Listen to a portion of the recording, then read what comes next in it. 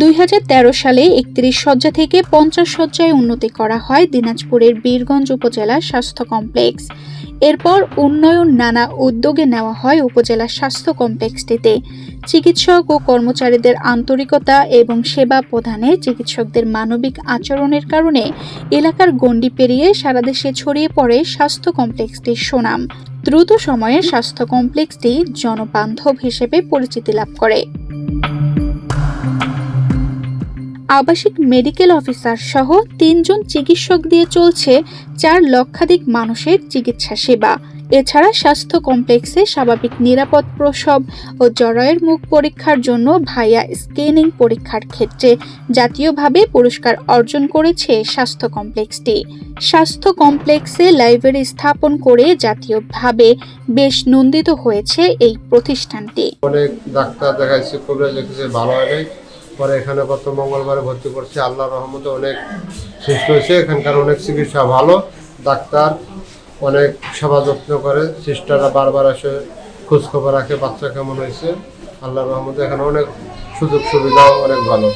স্বাস্থ্য কমপ্লেক্সের ফাঁকা জায়গা সহ আনাচে কানাচে বিভিন্ন জাতের ফুলের গাছ লাগানোর ফলে পাল্টে গেছে স্বাস্থ্য কমপ্লেক্সটির দৃশ্য। চিকিৎসা নিতে আসা রোগী সহ এলাকার মানুষের মন কেড়েছে স্বাস্থ্য কমপ্লেক্সটির দৃশ্য।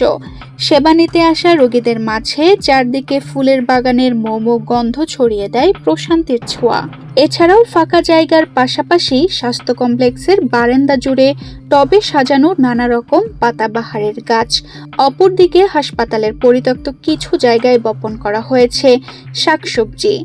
সবকিছু মিলিয়ে মুগ্ধতার এক অপরূপ দৃষ্টি, যা সত্যিই মন কাড়ার মতো। হাসপাতালের অনেক পরিবেশ ভালো, ফুলের বাগান আছে, দেখার মতন অনেক সুযোগ সুবিধাও আছে। হাসপাতালের পরিবেশ অনেক সুন্দর পরিবেশ। 50 শয্যার হাসপাতালে নিয়ম অনুযায়ী চিকিৎসক থাকার কথা 17 জন, কিন্তু বর্তমানে রয়েছে 3 জন। এই 3 জন দিয়ে বহির্বিভাগ আন্তঃবিভাগে চিকিৎসা দেওয়া কষ্টসাধ্য বলে জানান উপজেলা স্বাস্থ্য ও পরিবার পরিকল্পনা কর্মকর্তা। 50 শয্যার যে হাসপাতাল, সেই অর্গানোগ্রাম অনুযায়ী চিকিৎসক থাকার কথা প্রায় 17 জন। তো তার বিপরীতে আমার চিকিৎসক আছে বর্তমানে মাত্র 3 জন। তো আসলে 3 জন দিয়ে হাসপাতালের বহির্বিভাগ, অন্তঃবিভাগ এবং 3 শিফটে জরুরি সেবা চালু রাখা অনেক দুরূহ এবং কষ্টসাধ্য, প্রায় অসম্ভব বললেই চলে। আমরা তারপরেও চেষ্টা করছি, প্রাণপণ চেষ্টা করছি আমাদের সেবাটাকে অব্যাহত রাখার জন্য এবং স্বাভাবিক রাখার জন্য। তবে প্রয়োজনীয় ডাক্তার না থাকলেও হাসপাতালে যারা সেবা নিতে আসেন তাদের চিকিৎসা দেওয়ার পাশাপাশি মানসিকভাবে প্রশান্তির জন্য হাসপাতালের পরিবেশ যথাসম্ভব ভালো রাখার চেষ্টা করছে হাসপাতাল প্রশাসন। আমাদের হাসপাতালে যেসব রোগী সেবা নিতে আসেন, আসলে আমি মনে করি যে শুধুমাত্র ওষুধ দিয়েই সম্পূর্ণ আসলে রোগ সারে না, মানসিক প্রশান্তিরও দরকার আছে। মনের সাথে শরীরের একটা সম্পর্ক আছে। এই বিষয়টির গুরুত্ব বিবেচনা করে আমরা আমাদের হাসপাতালের সামনে এবং পিছনে যেসব পতিত জায়গা আছে সেগুলোতে ফুলের এবং ফলের বাগান, দৃষ্টিনন্দন বাগান করার ব্যবস্থা গ্রহণ করেছি এবং কাজটি চলমান রয়েছে। এখানে রয়েছে স্বাস্থ্য বিষয়ক library, breast feeding corner, central oxygen লাইনের ব্যবস্থা। এছাড়া রোগীর সাথে আসা স্বজনদের জন্য পৃথক খাওয়া দাওয়া করার স্থান রয়েছে। এছাড়া রয়েছে মনোরম ফুলের বাগান।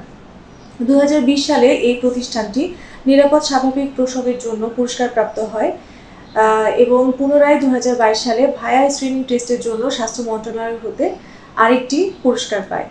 জনবান্ধব স্বাস্থ্য কমপ্লেক্সটি যেন একটি ফুলের বাগান, তাই চিকিৎসা নিতে আসা রোগী ও তাদের স্বজনদের পাশাপাশি ফুল বাগানে নানান পেশার দর্শনার্থীদের ভিড় ছিল দেখার মতো।